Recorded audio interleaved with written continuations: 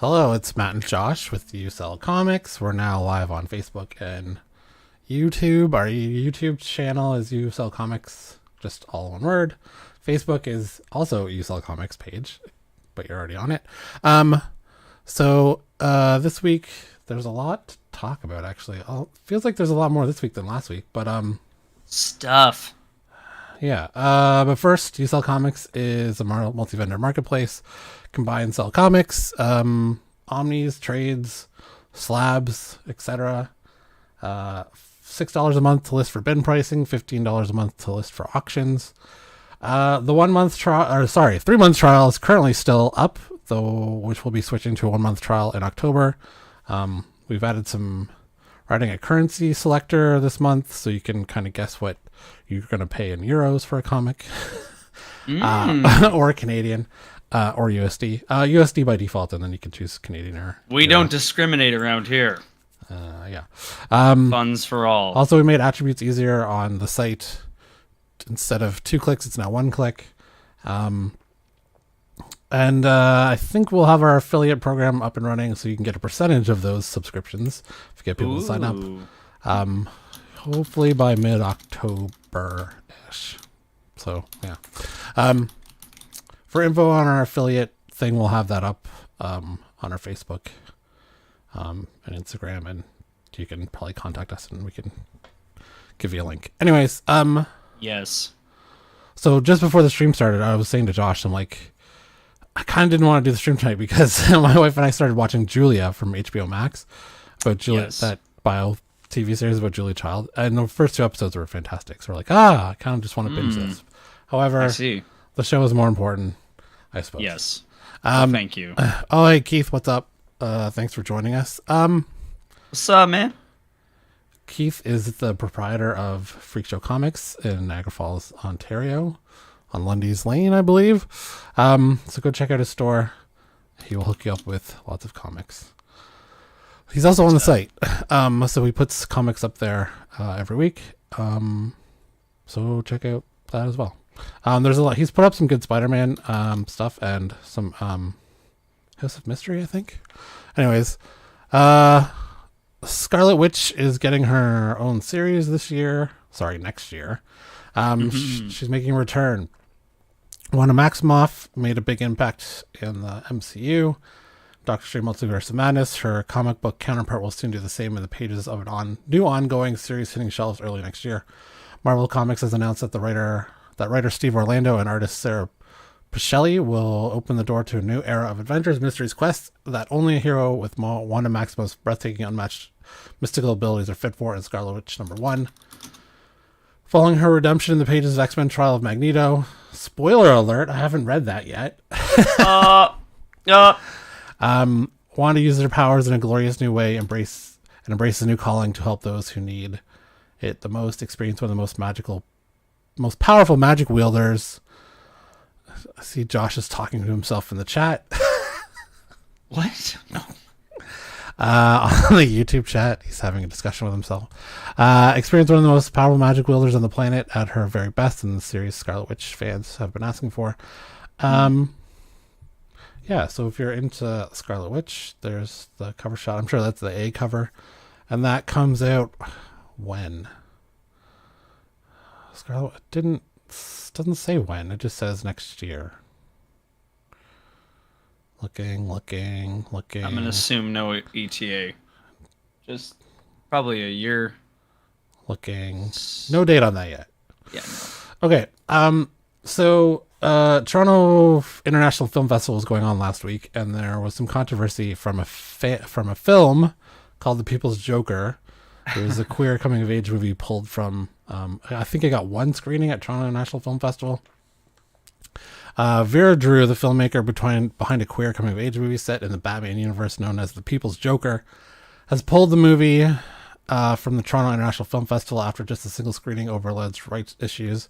The mixed media comic book satire follows an inspiring clown struggling with her gender identity while dreaming of being cast in a TV sketch show among a cast of jokers and harlequins. So Warner Brothers, it's not. I get Warner Brothers they want to protect their IP, I guess, given that they canceled Batgirl because it wasn't up to snuff. There are a lot of fan films on YouTube that they seem to leave alone. However, I don't believe those are monetized. So I would think that would be the difference. I wonder if the director, who I'm not, I don't think it lists Vera's pronouns in here, but if they did like free screenings, I'm not sure that WB could shut it down, given that it's a satire. Not sure. I don't know how. Yeah, I get not making money off of it, but then, you know, what about those parody movies from the 90s that we all love? That made fun of other movies. Although, looking at the trailer, there are some pretty direct references. Yeah, it's pretty close. Yeah. So I see both sides. Maybe she'll just, or they or her will release it on the internet for free. And then maybe Warner Brothers will be totally fine with it. I'll ask her to take it down immediately. Possible. More news that DC doesn't really get it. There's some controversies over some variant Green Lantern covers.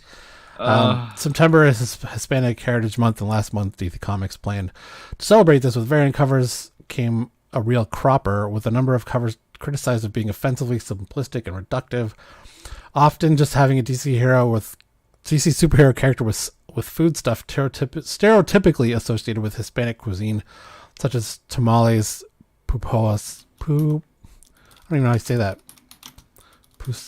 Pupusas, platanos. You can check out a few of their tweets at a time right here. So you can kind of see the difference of them trying to fix the covers. So the original had him with a bag of tamales and not Mexican flag, but kind of Mexican flag. And then they fixed it, kind of. But now it just looks weird with the elbow thing there. I'm not sure he's got... Oh, no, okay, he's got it there too. So they put the Mexican flag in there and then changed the tamales to a green lantern, to a lantern. The Jessica Cruz one had her... Oh, my God. Eating something. She's no longer in need of a snack. Now she's just holding nothing, actually, just the rope from the... I'm going to guess that it was supposed to be a burrito or a taco or something. Well, you can kind of see something in her hand in the first one there. Like right there. Yeah. But then they just erased it there.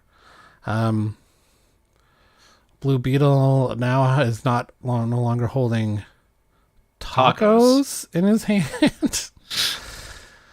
How are these fucking real? What the fuck happened? And Bane is also eating something else. I'm not sure. What is that? What? Well, okay, so there's an Italian-looking chef, I guess, pointing with a check. What the fuck? I don't know. I don't get it. That's a new one for me. The I Am Batman Hispanic one has Hawkgirl going to Plantito's Fritos cafeteria with a bunch of food in her hand, and then yikes, DC. Huh. Okay. Yeah, not great. In other news, this is kind of disappointing because I spec'd on this movie by buying, I think, Star Wars. I forget what number it was, but it was the first appearance of Rogue Squadron in the comics. Rogue Squadron, who was supposed to be directed by Patty Jenkins, who did Wonder Woman. Yes. Has been either scrapped or pushed off. Either pushed off the calendar for now, release calendar, or scrapped entirely. Okay. Not shot. In the wake of D23, Disney has updated its release schedule, and the big news is that Rogue Squadron is no longer dated. It's been obvious for a while now that the movie wouldn't blast into theaters in a year, in 14 months. Yeah. But the fact that it's now not on the calendar, we're guessing the movie has been scrapped. This marks another embarrassment for Lucasfilm as the studio is struggling to figure out its big screen slate. Solo Star Wars stories underperformance saw plans for spin-off movies halted. That's why the characters like Boba Fett and Obi-Wan later took center stage in Disney Plus instead. While the studio can't be blamed for David Benioff and D.B. Weiss ditching their planned Star Wars trilogy, that's a blessing in disguise that they left. Yeah, that was a big trilogy. I wonder if they had to give the money back. Is that Fun Dips? Josh is hungry for his snack and eating Fun Dip like a child. For a lucrative Netflix deal or Ryan Johnson choosing to prioritize the Knives Out franchise, Lucasfilm revealed Wonder Woman director Patty Jenkins would help Rogue Squadron at the end of 2020. Is it that Ryan Johnson chose to prioritize Knives Out, or he wants to get a bunch of distance between him and Last Jedi before he does another? Like maybe the bad taste of Last Jedi takes 5 to 10 years to leave people's mouths before he comes out with his own trilogy. I would say that would be 100% the case.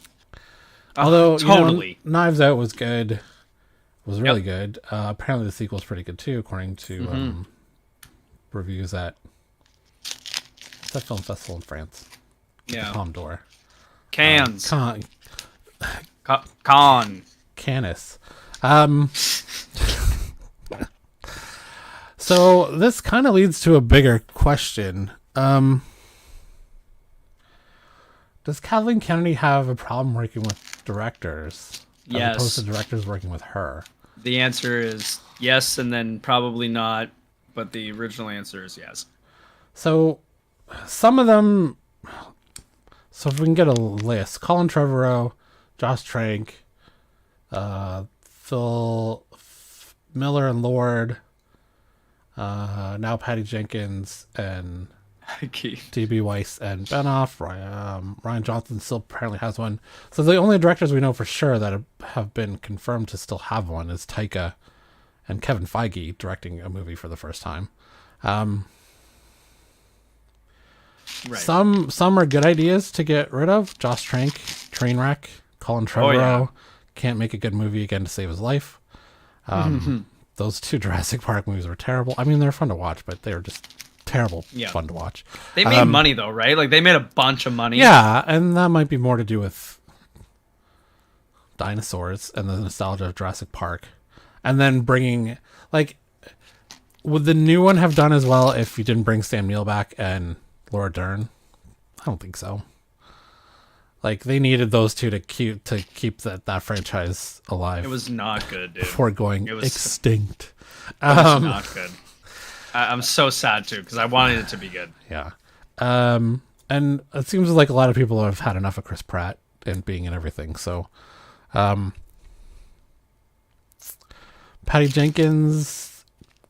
She gone. Well, so I do want to see a Rogue Squadron movie. I want to see a number of Rogue Squadron movies. I read those books as a kid from Michael Stackpole. He did a series for the Expanded Universe, and they were great. I totally want to see, a Wedge Antilles led Rogue Squadron going on missions and doing Maverick stuff, right? Like let's get a Top Gun Rogue Squadron going. Maybe they should just get the guy who wrote and directed Top Gun Maverick. Just do that. Duh.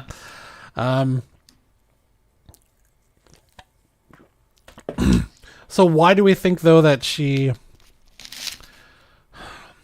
Why do we think she bring back Porkins? Yeah, or Porkins. I'm not sure that actor's still alive. Maybe. No, I thought Porkins died. He did, but maybe like in a prequel of Rogue Squadron and Wedge Antilles, I see. you could bring back Porkins. But I'm not sure well, I guess you wouldn't cast that actor anymore anyways. You could recast Porkins. You could play Porkins. So I guess my question would be like, does Kathleen Kennedy need so much control over Star Wars properties? See, this is weird because Kevin Feige's only seemed to have an issue with 1 or 2 directors. What's his name left? Ant-Man over creative differences, and you're right. Scott Derrickson left for after Doctor Strange 1 because he wanted to make it scarier than Sam Raimi did. Which is crazy. Well, I mean, I don't know that he wanted to make it R, but whatever. So 2 directors out of 30 plus movies. Feige they seem to be able to find a way to work together where they saw Feige's vision for the MCU. The director gets a little bit of artistic play within that universe to kind of put their stamp on it. And if you do one movie and you do a good job like John Watts, I'm sure John Watts got kind of free reign on 2 and 3. That's speculation, obviously, by me. But if Feige trusts you, I think you get more leeway to do what you want. Hence, that's, hey, Sammy, what's up? Hence, that's why Taika got to do Love and Thunder the way he did. I'm not sure Feige had a lot of...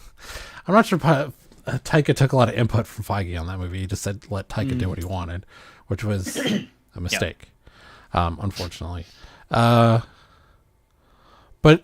is Kathleen Kennedy more controlling than that? Like, she doesn't even really have a vision for the first trilogy. Like, she just kind of winged it. Like, oh, we'll have, you know, it'd be cool if we had 3 different writers and 3 different directors and not have any cohesion, and that would be... That seems like the way to go. That was literally their plan. Yeah, I don't know. I don't get it. They wanted to print money, and they did. Like, that's, I mean, you know what I mean? Like, they hired people that they trusted could run a production, which they did, and they made a fuck ton of money. And they pissed off a lot of people, and now everything is sour. Yeah. And, you know, like... Well, it's sour on the movie side. TV... See, this is the other thing, too, is that it's weird. She's recognized that TV should be run by Favreau and Filoni, and they're killing it. But she can't seem to like let people on the movie side do it, like go and do their thing. I don't know. Yeah. When did she say that about what? Oh, there goes your fun stick. Oh, Sammy, by the way, we have an unboxing this week of Absolute Sandman number 2, so the volume 2. So we'll do that at the end of the show. So you can actually see this one in person. Well, live on video. Live. Did you pick up Did you pick up your half of the fun stick you dropped? I hope it's not in a pile of dust. Oh, yeah. No, it's safe. Cat hair fun stick is it's good.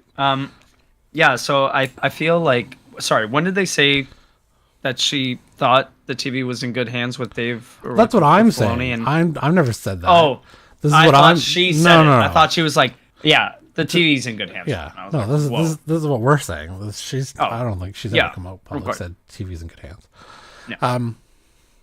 Yeah, I don't know. Maybe one day there'll be a book about the friction between directors and I bet it'll be awful. Yeah. Yeah. Okay. So next story up, which, speaking of people who can't get along with other people, Warner Brothers has reportedly bigger problems than David Zaslav's search for a DC film boss. Recently appointed Warner Brothers Discovery chief David Zaslav is still hoping to find his Kevin Feige-like individual to take over the DC Films TV division. The search is not going well, but a new report indicates that the heavily indebted studio may soon have bigger problems to contend with. According to THR, which is the Hollywood Reporter, WB is still grappling with the heavy debt load and skeptical investors. Oh, weird. The investors are skeptical about what you've been doing to the DC universe. Like, you should be able, like you said previously with Star Wars, they should have no problem printing money with Batman and Superman and Wonder Woman.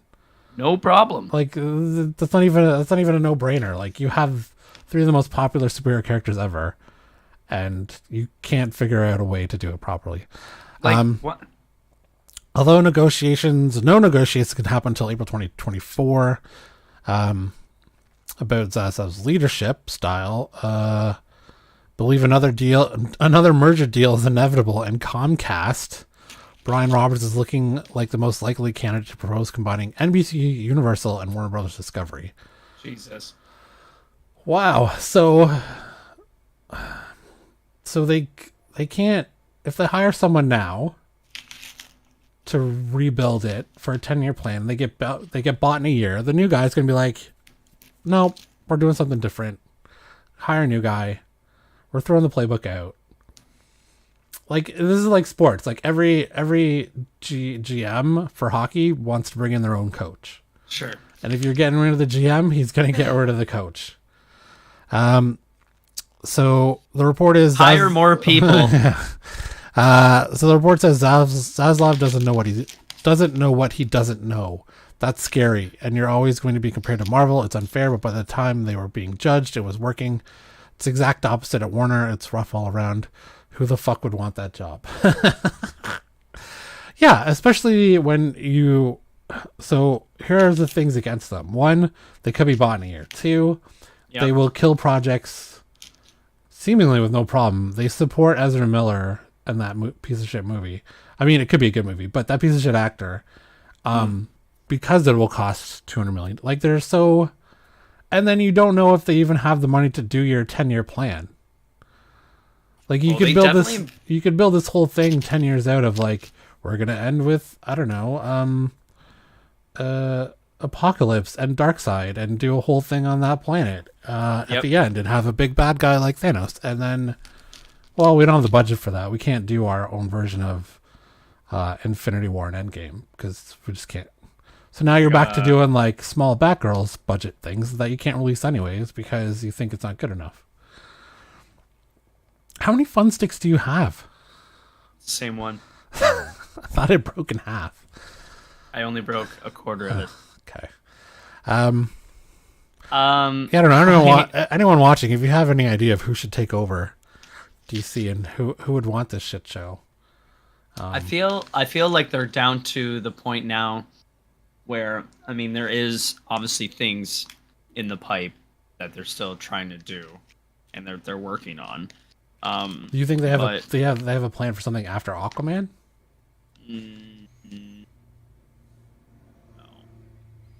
No. Because Wonder Woman 3, right, wouldn't have been started. No. And Batman 2 is nowhere close to be. Oh, I guess Joker's the only thing. Joker. I mean, what, Joker written and development? Like, they didn't start production, did they? No, but I mean, that they're casting, so it's definitely... I mean, that movie made $1 billion. They're not going to say no to... that's a sure thing. Yeah, so, I mean, there's just... I feel like there's... Even though they have things coming down the pipe that... It has to be... Someone has to go in there and basically just go, okay, we're doing this, and we're doing that, and then we're going to make this movie. We're going to make this movie. Like, we're going to make... and then just either start from scratch... Or just bridge, whatever. You know what I mean? Like, I could care less at this point, as long as it is just a half decent movie. Well, it looks like essentially we may not have any information for like a year. Because if they can't make a decision for a year, and they kick Zaslav out, and then they get bought, then it's going to take another year for them to figure out what they're going to do. We not really have anything until 4 or 5 years down the road of by that time Snyder's gonna sneak one in on YouTube. Yeah, and like that, I mean, The Rock's pretty old at this point, but like, can Cavill do Superman in 5 years? Can Affleck do Batman in, like, they're gonna have to recast again? Okay, Affleck cannot do Batman in 5 years. Yeah. So if you happen to watch, Sammy says random here. So similar to Smallville, would a TV show with Batman, Superman, Wonder Woman work or not really? Yeah, I mean, like, you can do like Disney's shown that you can do shows with big characters in the MCU. Oh yeah, yep, and make it work. The thing is, they'd have to put the budget behind it, and the budget for Smallville is not big enough to do a show like that. However, who wouldn't like to see like a 1 hour Justice League show with them putting money into it? Like, do House of Dragons money, $10 million an episode. Let's go, baby. Like, put it on your whatever streaming platform they have. I guess it's HBO Max. I mean, they were talking about doing that Green Lantern show, which is going to cost a ton. I don't know if that's still Greenlit or not, but it probably isn't. I mean, they could, considering that they haven't used them at all for really anything, right? So, yeah, but so it's not a bad idea. Like, so if you want to do those 3 characters and do a build up on television first or streaming platform, and actually, put good production into it, you could build those shows into movies. Yeah, and have one season and then a 2-hour movie to conclude that storyline. I don't will people still go see it if they haven't seen the show? Probably, if they you'd have to have some sort of quick recap, I guess, going into the movie. But I don't know, maybe that could work. It might work. I mean, it's possible. It's not really a good formula. Well, yeah, maybe don't do movies to conclude plots. Maybe just do movies as their own thing. So, like, you have those. So not to confuse people, but you have a TV show with those characters, the same actors, and then they do a movie together with an entirely different thing afterwards, right? So you still have separate, but you can. Because there's still like MCU characters coming in from the movies into the shows, right? So, yeah, it's not a bad idea, Sammy.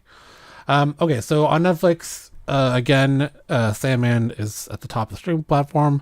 No renewal yet, although I did see that after this came out, Neil Gaiman said that season 2 scripts are written and they're already working on visual effects. I'm not sure who's paying for that, because they haven't had it officially renewed, but because Gaiman can take it anywhere, I'm sure he's not worried that it's going to be picked up and someone will eventually pick up the tab and reimburse him. So he's just okay. Yeah. So he said because Sandman's a really expensive show, and for Netflix to release the money to let us make another season, we would have to perform incredibly well. So yes, we've been the top show in the world for the last 2 weeks. That still may not be enough. However, I kind of feel like it is. Should be fuck. Yeah, I don't know. Maybe so. Netflix has their own event coming in 2 weeks, I think, and I think I saw Henry Cavill's hosting something about The Witcher. So maybe we'll get an announcement during Tudum for Netflix season 2. Tudum, but it's a weird name for an event. It's weird. Is it an acronym for something? I don't know. It maybe is. And we watched all of Sandman, and we watched that extra episode. The extra episode was great too. I didn't finish it. I fell asleep. But the cats. Yeah, the cats. I fell asleep. The kitty cats. Okay. Yeah. So now we're gonna do top 10 and keys and stores. Hit it. Keys of the week. Your top 10. Okay, so this week still have first appearance of Sabra as number 1. Midnight Suns. That's in the. I think that cover is in here. I think I bought that. This is the Eastman cover, I believe. Oh, was it a 1 in 25? I didn't even know that when I bought it. I just saw that it was Eastman. So Midnight Suns is in the top 10. Ghost Rider. I'm not sure why Danny Ketch's Ghost Rider is number 1 is in the top 10, but sweet. Man Thing because of the Werewolf by Night trailer, which looked amazing. Blade Runner, which also got greenlit for a show. Who's doing it? Amazon? Blade Runner 2099 with Ridley Scott. Got announced this. You didn't know this? Josh is out of touch. Yes, there's a Blade Runner. He's looking it up right now. There is a Blade Runner 2099 show with Ridley Scott being was greenlit this week. First appearance of Elsa Bloodstone's father is number 4. God. Also, first appearance of Ghost is still in the top 10. Makes sense. What's this one? This one's new from this week. Spider-Man 503. First appearance of Tess Black, Loki's daughter. Okay. Interesting. Yeah. So keys and stores this week, today and tomorrow. Edge of Spider-Verse number 4. First appearance of Spintress, a brand new Spider Princess. who sings and talks to a spider. Also a first full appearance of Sun Spider, a disabled hero, and a Spider mobile name revealed. Creepshow #1, Anthology of the Horror Series. Stuff of Nightmares #1. That's a variant cover by Kyle Hotz. Action Journalism #1. A reporter attempts to infiltrate an invading alien fleet to uncover their secrets, land the interview of the century, and avert interstellar warfare. Not sure how a journalist is gonna negotiate galactic peace, but I guess if you pick that up, you'll find out. Azah the Barbed #1. Marked with a bad omen. Azah, I think I'm saying that right. Azza was banished to a life of solitude to guard an ancient evil, but upon its escape, she'll have to decide between saving her enemies or allowing her home to perish. Crashing #1, a medical specialist whose focus is on patients with superpowers at a crossroads between saving the city's greatest hero and worst villain. Ooh, that might be an interesting dilemma. Mm-hmm. That's cool. Although they take that oath that to do no harm. Like if it doesn't matter who's set in front of you, as they said in the West Wing, you set the leg. Yeah, I might have to get that one. Eternius #1, story concept by Andy Serkis. After the death of Zeus. After the death of Zeus, his son Hercules must sober up to defend the lone witness of his father's death and bring them justice. Frank Miller presents #1, second printing. I wonder if this will also go for $1. Stuff of Nightmares looks great. Yeah, that variant cover is pretty creepy. Yeah, that's dope. Frank Miller presents #1, second printing. Stuff of here's the other Stuff of Nightmares. It's R.L. Stine that reimagines the classic tale of the Reanimator. Oh, okay. Oh my god. Vanished #1, a man who achieved mythical hero status as a boy who's now besieged by paranoia-inducing nightmares that have wrecked his life, but the arrival of a superhero team called the Prestige may prove his fears are justified. Action Comics #1, Facsimile, Batman, One Bad Day, Two-Face #1. I read One Bad Day Riddler #1, and it was great. It's a one-shot story about Two-Face struggling against his dark side. So they're doing all the villains for this Batman One Bad Day. That's cool.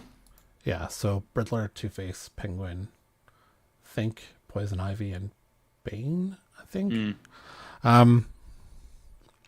Batman, Superman, World's Finest #7, first appearance and origin of Boy Thunder, Superman's earliest unknown sidekick. Oh, he suddenly got a sidekick now? Or he had a sidekick no one knew about? Boy Thunder. DC vs. Vampires, All Out War #3, first full appearance of Baron Cinder. Flash 786, debut of Linda West speedster suit. Harley Quinn 30th anniversary special #1. It's been 30 years since she showed up, eh? Wow. Nightwing #96, cover art inspired by the Brady Bunch. Titans United Blood Pack #1, 6-issue limited series. Avengers Forever #9, first appearance of the multiversal Carol Corps. Legion of X #5, possible first appearance of Vox Ignis, aka Voice of Fire, a Ghost Rider Banshee hybrid. Oh, that's interesting. Okay. New Mutants #30, a variant by Rob Liefeld. Star Wars Darth Vader #27, first cover appearance of Darth Bane in Marvel Star Wars canon, and new character design. Oh, I should get that one. Who doesn't like Darth Bane? X-Men Legends #2, story tells the event. Sammy says, I picked up Action Comics. I have the 50-cent $1 foil and post office, all CGC, not much value to them. Oh yeah, they're just great for display. Keith, do you have a copy of Star Wars Darth Vader, the Darth Bane cover? I'm not sure my LCS gets them. Although I've always asked for the Christopher Sprouse stuff. I think he stopped giving them to me after the anniversary thing ended. X-Men Legends #2, story tells the event that occurred between Wolverine's third overall appearance in the Incredible Hulk 182 and fourth overall appearance as an X-Men giant size, as an X-Man in giant size X-Men #1.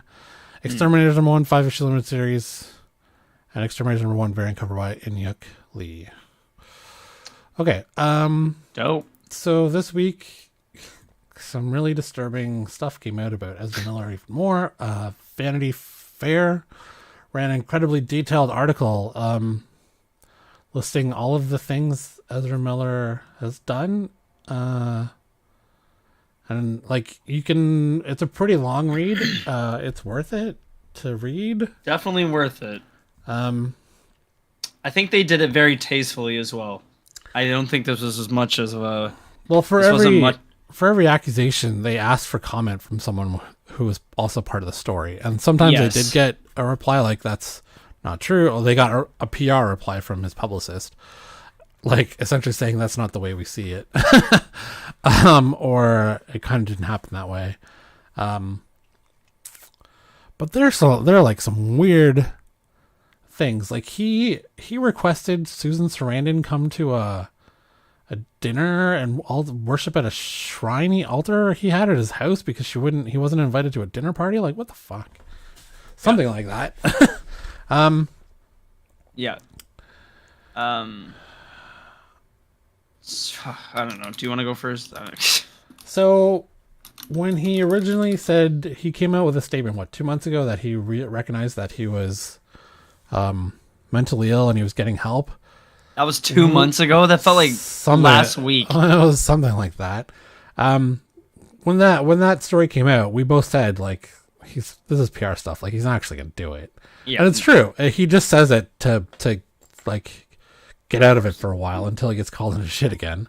Yeah. He apparently has no interest in taking any help or therapy that he gets seriously. He just goes through the motions. Which was reported by a multitude of his friends. At one point, he had all his guns taken away by his parents, and his friends showed up to check on him, do a welfare check, and there was a cocked bow and arrow, or a crossbow sitting on the table pointed at the door. Cocked bow and arrow, and apparently he was passed out on the floor. I don't know, but I think the bow and arrow was from one of his movies. Oh, from I can't. I don't know. I think he just had it. I think he's just a buyer of weapons. No. He had it from. Oh, Fantastic Beasts. No, fuck. I think it was from. No, it was from. We need to talk about Kevin because remember he killed people with the bow and arrow, right? I have seen that movie. I barely remember it. I don't even remember Ezra Miller being in that movie. Dude, he played the kid. Was he Kevin? Yeah. He must have been like 10 or 11 when he did that. Yeah, he was young because that's when they were like, oh, wow, this kid is... Didn't even make the connection. Yeah. But he kept that from the movie? I think... Well, I don't know. Like, they said that it was kind of weirdly similar. Yikes. But they also said in the article that he has things that are like, very related to the projects that he's on. Like he had a bunch of Flash figurines on the altar that he asked people to leave their phone at. Yeah, he has a Flash ring that he's very near and dear to his heart. He also yells at people and claims that he's being persecuted because of his gender fluid or LGBTQ plus 2 spirit, and that's they're Nazis. Like it's not me, it's them. He treats people like garbage everywhere. I mean, he choked out 2 people in Iceland. Yeah, like I mean, with all of that, I think what mainly is to be focused on is the things that they were able to either confirm or, get more detail on. Mm. And I think a lot of the stuff where, he's supposed to be like keeping care of these people, these kids. Yeah, there was a whole weird story about him and this poly. It's fucked. So it's like, you know what I mean? Like in Hawaii that he was living with, this guy had 3 wives and he wanted to be part of their family, so he went and bought like a $2,000 ring or something to give to the husband, and then he ran off with one of the wives and her 3 kids to the farm, and then she disappeared from the farm after a it's fucked up. I honestly don't know how after this that movie's gonna be. Well, I know how it's gonna be going to come out is because Warner Brothers is in too much debt and they need to get some money back. Yeah. So they'll support this guy until they can't. Yeah. I think what they're going to do is, I think even with this report, I feel like they're still going to push it to theaters. But I feel like there's going to be like almost next to no PR. Like I feel like it's just going to be like next to nothing. They'll just dump it out and. Yeah, they're just going to dump it out. Like I can't see them doing PR for the movie. Okay, You've got how many people sitting there? Obviously not him. Yeah, you think Michael Keaton's going to show up to promote this movie?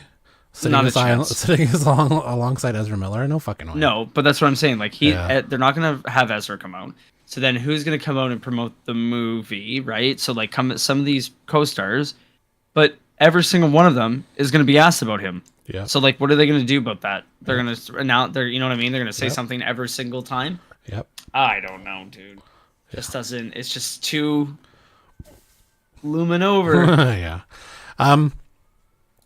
So let's talk about a better human being. And this isn't really. I mean, I guess it's kind of comic related, and I thought I'd bring this up because Brendan Fraser had his new movie with Darren Aronofsky debut at Con. He got apparently like an 8-minute standing ovation for The Whale. He was in Batgirl, which I was super excited to see what he was going to be like as Firefly. And he is great in Doom Patrol. Even I only watched one scene of that, but he was great in it. He's very good in Doom Patrol. So, and it's cool that he's in Killers of the Flower Moon, which is a Scorsese picture. I think so. So his you like to see a nice guy do well, and he's not finishing last anymore. Who could this guy play in the MCU? Like, could he? I honestly have no idea, other than like I'd like to see him in the MCU and like be in a big movie again. Like the Mummy movies were great back in the day. Yeah. I kind of don't remember the third one though with Jet Li. Was it Jet Li was in that one? He was the Emperor's Tomb, right? I barely remember that one. We were rewatching them. Ben Grimm. Oh my God, Keith, that is a perfect suggestion. He could play the Thing.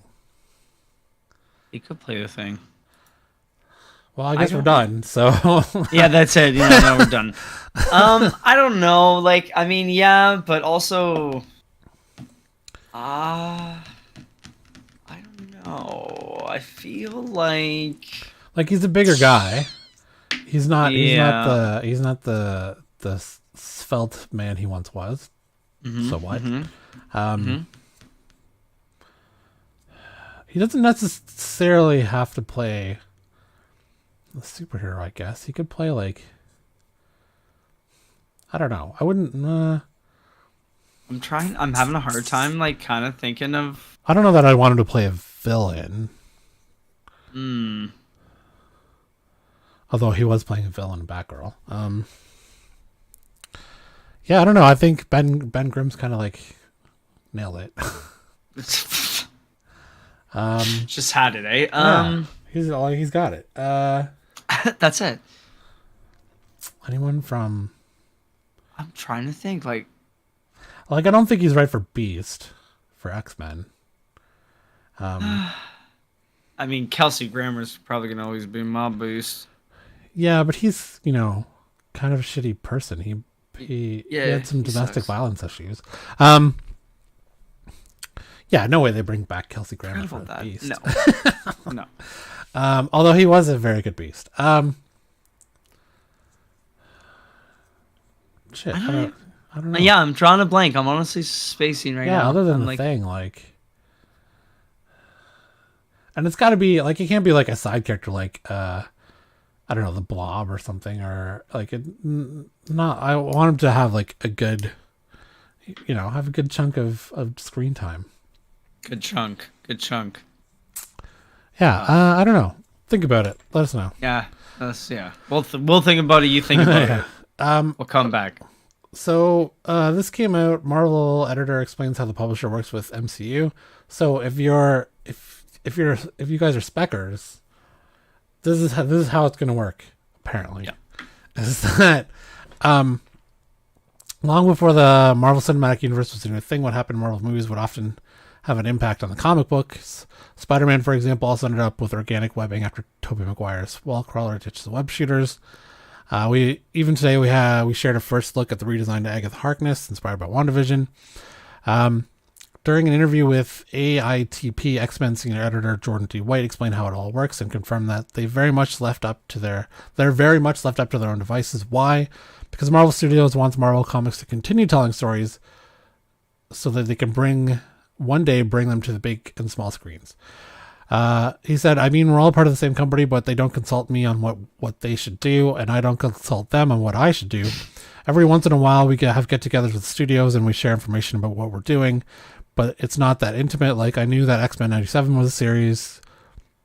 I knew that the X-Men 97 series was being worked on for quite some time, but I don't know what the episodes are about. Mostly we spend time talking about MCU projects, and then, like I said, we will also do presentations for studio as well, going, here's what we're planning for next year. Here's what we're going to do. But I certainly don't think they change their plans based on what we say. They'll always tell us, we're not looking for you to change what you're doing to fit with what we're doing.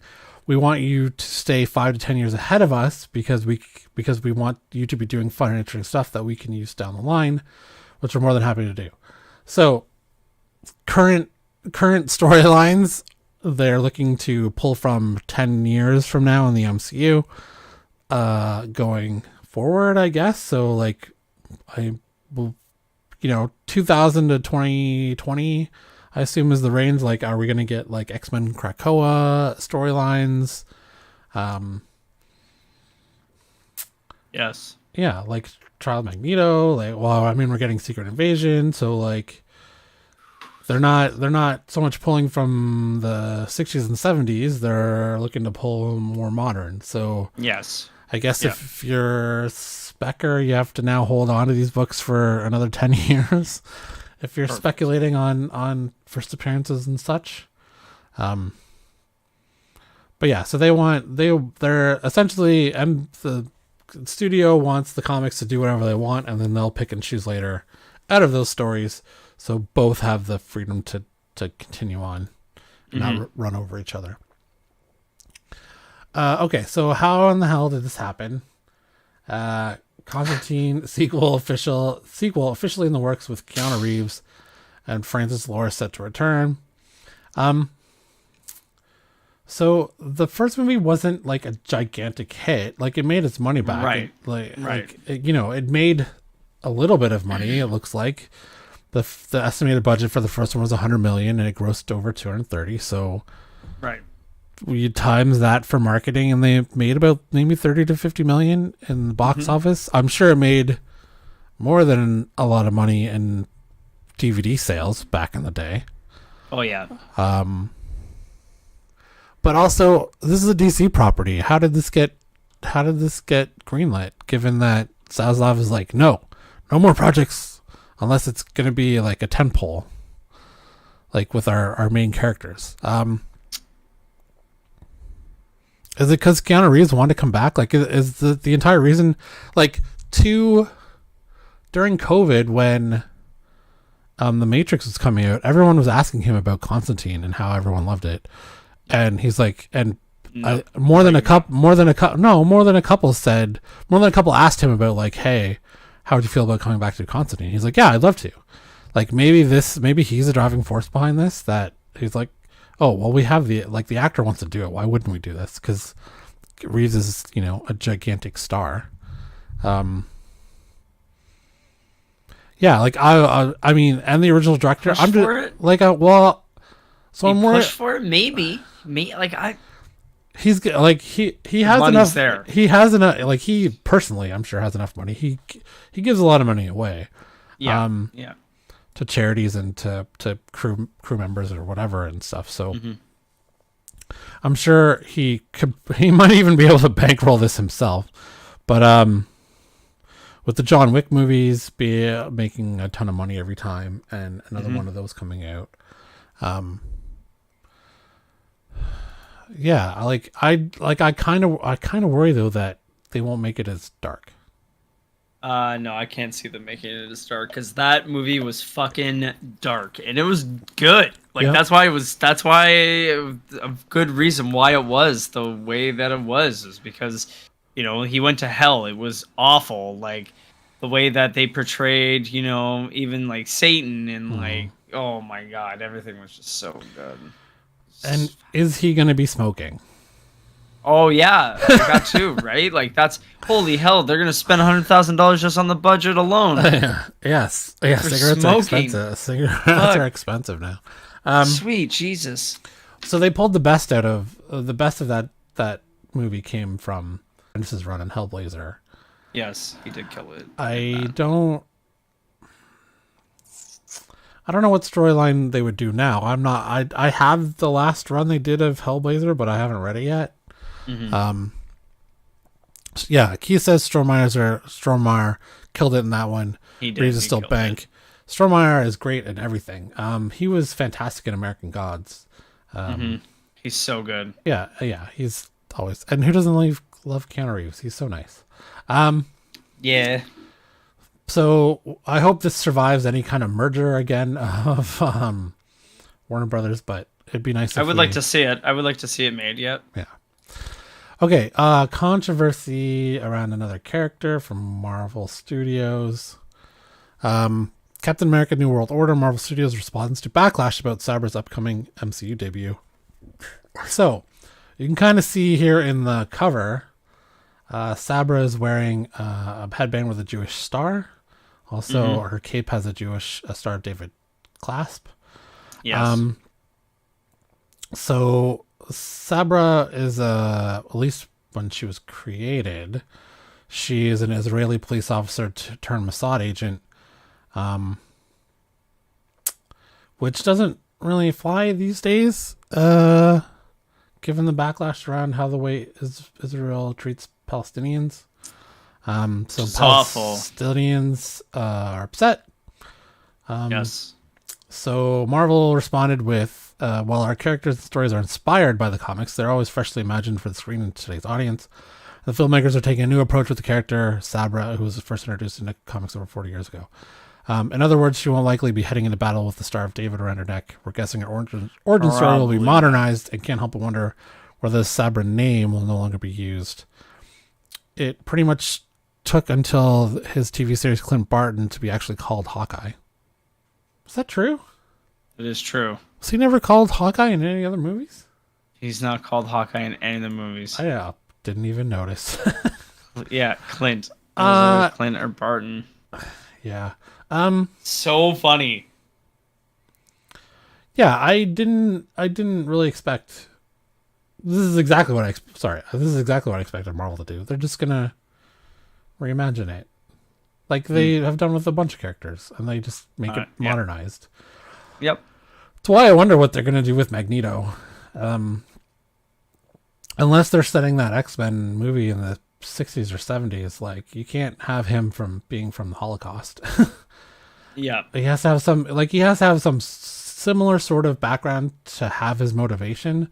What that would be, I don't know. Maybe it's the genocide in Syria, or the genocide in any number of other countries that's going on right now, or in the past 30 years. But I don't think it's gonna, I don't think Eric Lyncher is gonna be from World War II as a kid. No. Okay. So it was exciting news, and then not exciting, and then super exciting, and then yeah. So we know we're getting an Echo show. We know that Matt Murdock is back as Daredevil. In the Weekly Planet podcast in July, it was stated that Charlie Cox was set to appear in 3 episodes of Echo. Sweet. And that show would feature Murdock looking for the PI hero of Jessica Jones, which Kristen Ritter was going to be back for. But now that Kristen Ritter has signed on to, she's doing the prequel to Orphan Black, I believe, that series. Right. Yep. Sources say that Echo included a plotline in which Daredevil, whose alter ego, is searching for Matt Murdock, searching for a former ally. Jones reportedly being tied to Murdock seemed to hint at her appearance in Daredevil Born Again. Kristen Ritter was lauded for her performance as a reluctant superhero. I never got around to seeing season 3 of Jessica Jones, though, because not that I didn't like season 2. It's that by that time, Marvel had said there's no more Netflix shows, and I'm like, oh, well, they're not gonna wrap up the story, and like it's dead. So we never got around to watching season 3. Gotta still do it. Yeah, I mean, we have talked about the co-founder and I have talked about going back and watching now that all of it's back on Disney Plus. And who played Purple Man, the Doctor Who? I don't know. David Tennant. David Tennant. Yeah, he was amazing. Yeah. So which made possible her return for a promising prospect. However, a new rumor states that Ritter's rumored role in Born Again will now be filled by John Bernthal's Punisher due to scheduling conflict with the actress. She is set to star in Orphan Black Echoes for AMC, she is also executive producing. So, so two things here. It's amazing that it looks like we're getting Kristen Ritter back and John Bernthal as Punisher. Amazing. It looks like Kristen Ritter will take some time to come back, but she's willing to come back, and that's great. And we're getting John Bernthal back as Punisher, the perfect Punisher. So, so tasty. Yeah, and I will say John Bernthal is in a new show called American Gigolo. Yes, I heard about this. Oh, you heard about this? Yes. So the 2 episodes are out so far. I believe it's on AMC. Yeah, it's pretty good. It's pretty good. It's pretty good. It's disturbing, but it's pretty good. Mm-hmm. Yeah. Mm-hmm. And he's a very, very good actor. And from the look of him, you would never think that from the personality he has in real life is like those two things match, given the way he looks. But Yep. Okay. If you're a video game player, new Iron Man game officially announced. Yes. After months of rumor and speculation, Motive Studios announced this new single-player action adventure set around Tony Stark's Iron Man. Motive and Marvel Entertainment announced a new single-player action adventure title in a blog post. A blog post, really? Yeah. We're thrilled to share an all-new single-player third-person adventure. Iron Man video game is now in early development at Montreal-based Motive Studio. Early development? Like, how early? Probably pretty early. Did they give a release date? Nope. This is coming out in like 2028. Maybe. This is what I don't get about video game studios. Like, we got that Suicide game announced, 3 years ago? And the release date was like 2025? Why bother announcing it, even at all? Yep. Just keep it going. Announce it, like, playtest it, announce it, playtest the shit out of it. Have it go gold. Gold means, like, everything's done, it's certified. Yep. Then announce it and release it 6 months later. Just announce it 6 months before, and then make sure the game's done before you announce it. Just imagine that. Yeah. Never mess with Tom Hardy. Yeah. He won a Brazilian jiu-jitsu tournament, and there's a photo of him, obviously. Yeah, just fucking... It's a certificate of achievement, though. It's not... Let's be real. This isn't a trophy. Oh, well, actually, it's a medal. Sorry, there's a medal there. Okay, it's legit. So he's been a long-time Brazilian jiu-jitsu enthusiast. He is a 4-stripe blue belt. Won his final match via armbar. Several photos of Hardy at the event were posted to Taped Fingers Instagram account.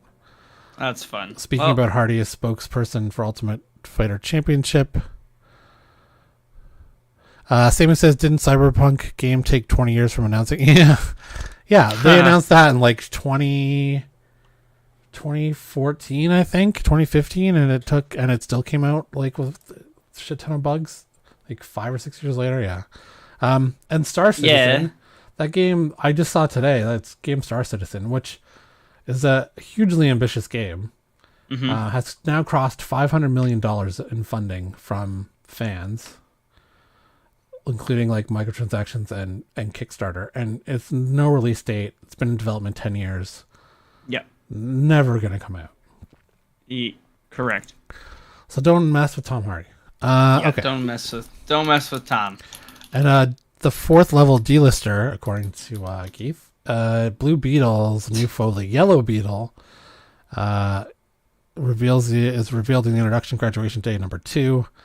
I just liked how they made the Yellow Beetle look. I thought the cover was cool. If it is the cover. Oh, with the beetle in the middle. That too is pretty cool. 1 in 25 yellow beetle design, Adrian Gutierrez. Okay, so we'll do the unboxing, and then that will be it for today. That'll be it. So 2 unboxings today. I got a shipment from Captain Comics, and then the Sandman Volume 2 Absolute. Snap. Arrived at my local LCS. What? So I kind of know what's in here, but I don't. I think there's some loaded Bible back issues, because I read the first one. Oh, nice. Yeah. And I'm like, the first one was good, but then I just missed it at the my local LCS. Neon Bibles, right? That checks out. Neon, it's not Neon Bible. I'm kidding. Oh yeah, that's kind of loud. Are you still working on that Fun Dip? It's gone. I just got a TikTok. Is there flavors of Fun Dip, or is it just regular Fun Dip? Oh no, I definitely got the cherry pack. Ugh, cherry. The best, baby.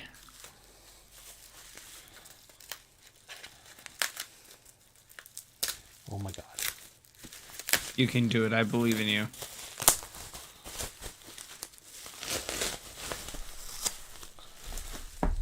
Look at that thick package. Oh, Jesus.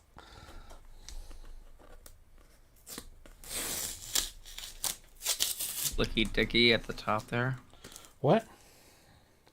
Little flicky dicky at the top there. Oh yeah. Nice. Okay, so let's see what the first one is. Oh my god. So much tape. More tape? Yeah, well so every time you make an order to put in your whole box, they tape that together, and then you can just ship your whole box when it's full enough, I guess. So you're not, spending money on shipping out every order, right? Oh yeah. Or you can just go to their warehouse in Brantford and do a pickup. Okay, so let's see what we got here. Oh, so these are the Batman versus Robins #1 that I got.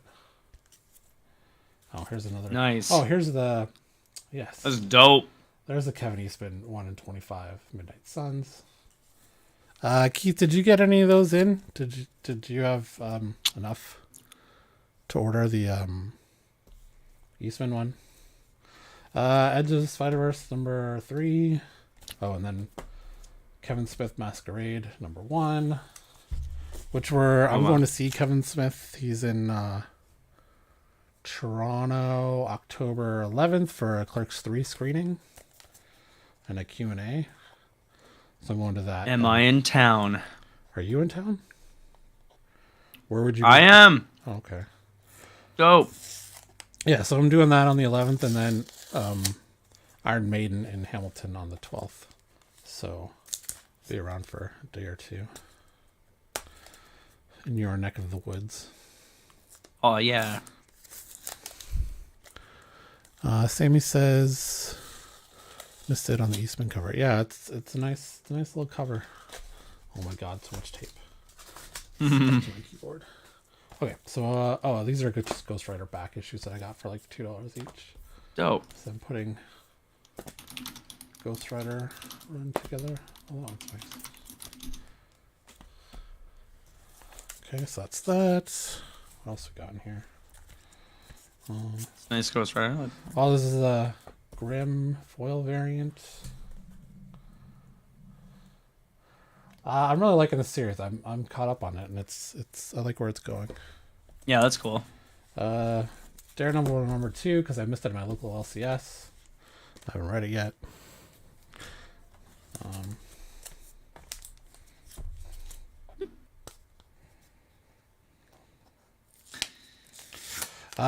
Keith, now that you're still in here, are you getting that Spatman? Oh, Spatman. Batman Spawn #1, like 1 in, was it a 1 in 1,000? Signed by McFarlane and Is it Greg Capullo? Mm. I don't know. I saw the pack for sale on Stadium Comics, and it was like $4,000. Yeah. That's a saucy piece. Alien #1 variant. Ooh. What is this? Oh, Department of Truth #3, because I'm missing this one. That's a nice cover. He says, "Hell no, I don't order anywhere near that." Yeah, who does? Like, there can't be that many comic shops that order 1,000 copies to get that 1 in 1,000. Like, who's ordering that? Midtown Comics and Captain Canada Comics here maybe would order that many copies? I don't know. I wouldn't even know. That's insane.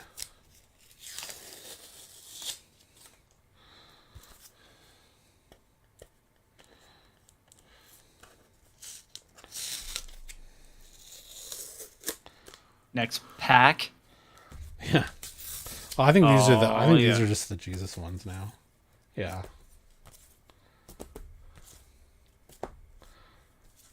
Yeah, I kind of like and then the Pentagram of Horror #1. I thought I ordered Those are cool. 2 of those.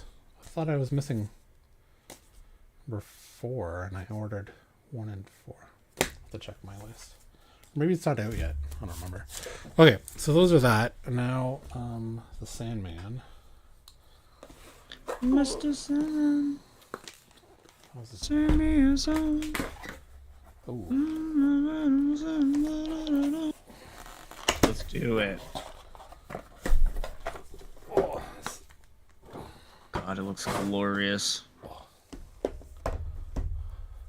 Okay, so that's the... Holy hell. What do you call it? The case. The slipcover. Yeah, the slipcover. Sorry. It's the back.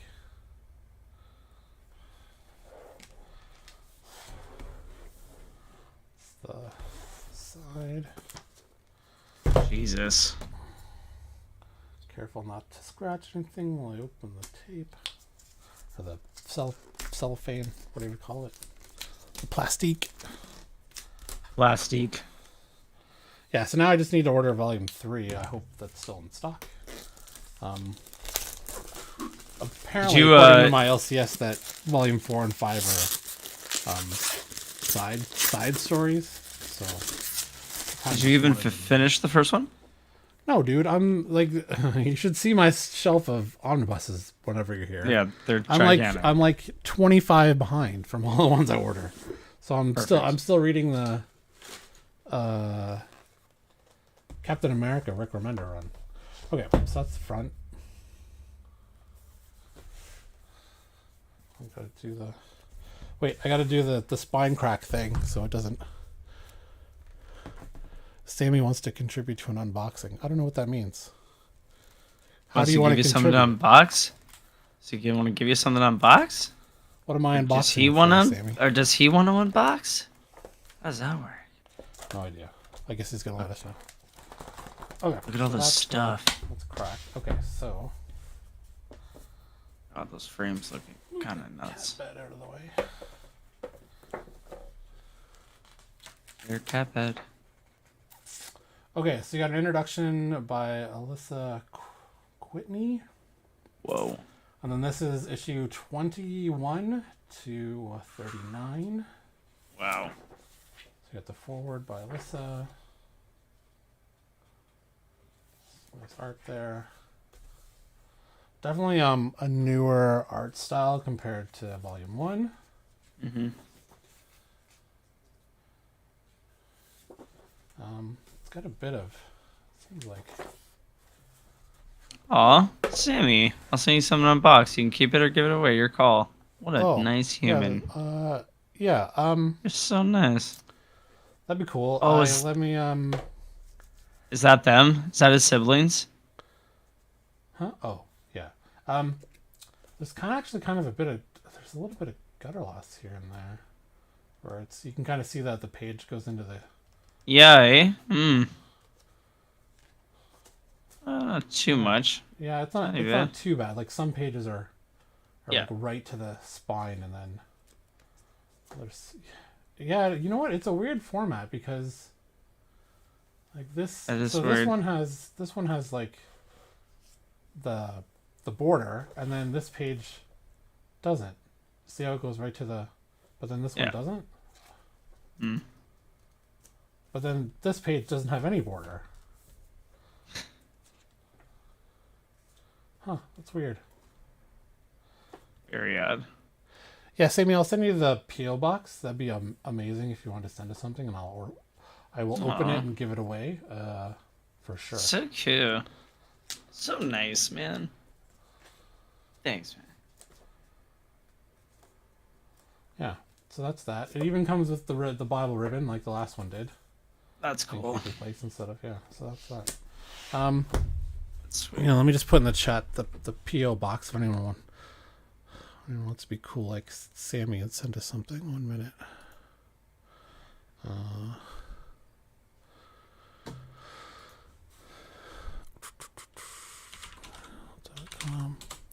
Josh, keep talking and say something while I find the PO box. Oh, right, the PO box. Well, I do want to just say thanks again to Sammy for coming in big time, the swing in and the giveaway. It's really nice of you. We definitely don't deserve that, but well, quite nice. He said such a nice book. It's like, yeah, dude. You probably don't deserve it. That's true. That is true, but that's okay. Okay, so here it is. Used to be a real big piece of shit. Who? What? No, me. No, but that's from what is it? I Think You Should Leave on Netflix. Right. It's a skit. Yeah. Sloppy steaks. Okay, so I'll put this in the chat if Sammy wants to send us. Whoa. Cool. My face got blocked. Cowboys merch. Hold on a second here, Sammy. We are both Bills fans in this stream. Go Bills. And I see. Cowboys merch. Oh. We will still give away some Cowboys merch. I mean, we could give it away or we could, like, soil it. No, don't be like that. So, I just put the USL Comics PO box in the chat there. And then, like, we'll open some Cowboy stuff in here if you want. It's fine. Sure. We're, like, obviously the Bills will win the Super Bowl this year, and even if the Cowboys make it without Dak Prescott, although isn't your fantasy wasn't your fantasy QB Dak Prescott? That's correct. He's now. That sucks. That's tough. Although your new quarterback, is it Rush? He did pretty well this week, didn't he? Russell Wilson didn't do. I meant the Cowboys quarterback, not your quarterback. Oh no, I don't. I feel like Rush did pretty well. I haven't paid attention because I did. You're never paying attention? No, I didn't pay attention because I didn't watch the game. Where were you? What was I doing? I was doing something. You were doing something. Mm-hmm. So yeah, Rush did do well. Sammy, they won. Yeah. How are you in a fantasy league and don't watch when the games are going on? I do when I can. I'm in a keeper fantasy hockey league too, and I have to keep track of all the games, even though. When you're in multiple leagues and how many leagues are you in? Obviously, only two. Two footballs. Two footballs, oh. And when you live a life like mine, a life of leisure. Wow, a life of leisure and no responsibility. Or you could just not watch fantasy football. Oh God, I wish I could. I do when I can. Obviously, I do Red Zone. Sunday afternoon kick back. Yeah. Oh, okay, Sammy, we appreciate that. I'll definitely I'll put it in the description for when we get the stuff to do the unboxing. Yeah, we really appreciate that. That's really awesome. Yeah. Okay, so that's it's 11:15 here. It's way past Moody's bedtime. Thanks for everyone showing up, and look forward to the unboxing from Sammy. I can't wait to see what he's going to send us. And thanks for joining us. Don't forget to like the button on YouTube and or hit the subscribe button or whatever. Thanks.